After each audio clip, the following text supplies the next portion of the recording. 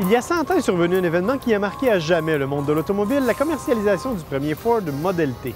Aujourd'hui, en 2008, on se retrouve ici à Richmond, en Indiana, pour souligner ce centenaire très spécial, marqué par le Club Model T de l'Amérique du Nord et par la compagnie Ford, bien entendu.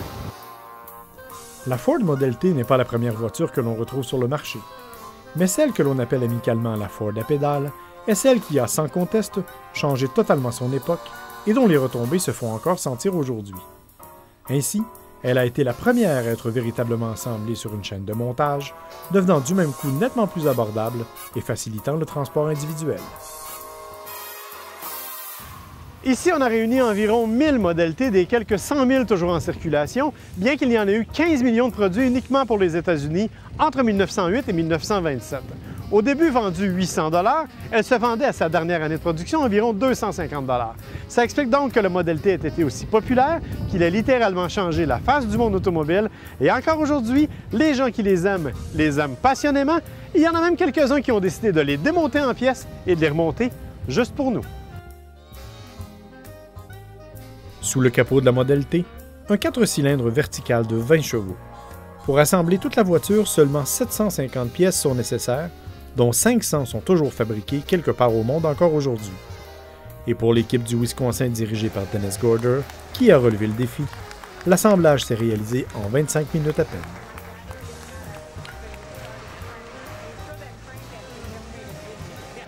Vous savez, un Model T, c'est un modèle iconique, mais c'est pas si simple que ça à conduire.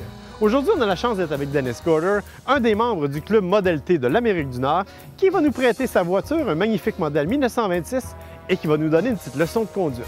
Alors, c'est maintenant le temps de sauter à bord.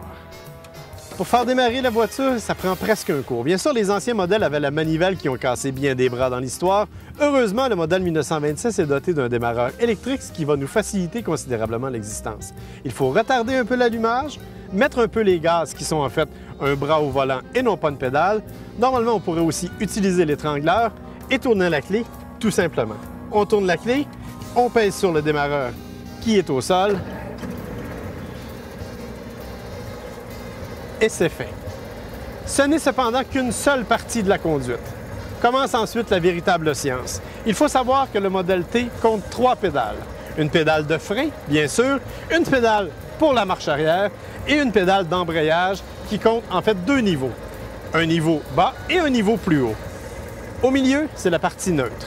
On enlève donc le frein à main tout en appuyant pour être au neutre. On augmente un peu les gaz tout en appuyant sur la pédale pour embrayer. Et normalement, c'est un départ. Bien sûr, quand on atteint une vitesse, disons, raisonnable et stable, on peut tout simplement relâcher la pédale complètement de façon, cette fois, à embrayer en haute vitesse, à haut rapport. Pour freiner, on ramène la pédale tout simplement au neutre, en position centrale, et on appuie sur la pédale de frein, comme cela se fait traditionnellement. Le Tea Party, c'est un regroupement de plus de 1000 passionnés, venus des 4 coins des États-Unis et du Canada, et d'amateurs en tout genre, incluant ceux qui font de la thé un mode de vie ou qui ont trouvé une façon originale de garder la voiture bien vivante. Ici, on a beau procéder à des jugements, personne n'est vraiment en compétition. Il s'agit plutôt de véritables passionnés, comme en témoigne ce peintre, qui sont en amour avec les Ford Model T. J'ai moi-même découvert une voiture tout à fait intéressante et je vous invite à suivre les activités du centenaire de la Model T tout au long de l'année. Il y en aura certainement une près de chez vous et croyez-moi, ça vaut la peine de la découvrir.